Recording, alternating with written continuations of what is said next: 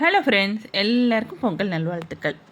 இன்றைக்கி பொங்கல் ஸ்பெஷலாக எல்லா காய்கறிகளும் போட்டு ஒரு சாம்பார் செஞ்சுருக்கிறேன். காய்கறியெல்லாம் இந்தமாரி சின்ன சின்னதாக கட் பண்ணி வச்சுக்கோங்க. புளி சுடு தண்ணியில் ஊற வச்சுக்கோங்க. 100 கிராம் துவரம்பருப்பு வேக வச்சு எடுத்துக்கோங்க. இப்போ சாம்பார் செய்கிறதுக்கு முதல்ல தாளிச்சுக்கலாம். எண்ணெய் ஊற்றிக்கோங்க. கடுகு, உளுந்தம்பருப்பு, வெந்தயம் சேர்த்துக்கோங்க.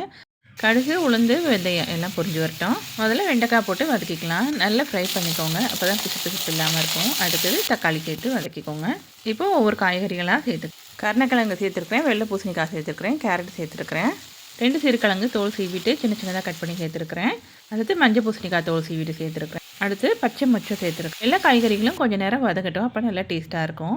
நம்ம ஊற வச்ச புளியை 3 தடவை தண்ணி ஊற்றி கரைச்சி வச்சுக்கோங்க. இதில் நம்ம வதக்கி வச்சுருக்கிற காய்கறிகளை சேர்த்துக்கலாம். இப்போ நான் சாம்பார் பொடி ஒரு 3 டீஸ்பூன் சேர்த்துருக்கிறேன்.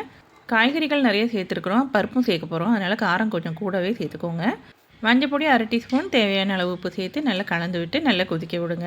சாம்பார் நல்லா கொதித்து பச்சை வாசனை போகட்டும், காய்கறிகள் எல்லாம் வேகட்டும். வெந்ததுக்கப்புறமா நம்ம வேக வச்சு எடுத்த பருப்பை இதோட சேர்த்துக்கலாம். குக்கரில் நான் பருப்பு வேக வைக்கும் போதே 1/2 டீஸ்பூன் மஞ்சள் பொடி, கட்டி பெருங்காயம், கொஞ்சோண்டு வெந்தயம் எல்லாம் சேர்த்து வேக வச்சுருக்கிறேன்.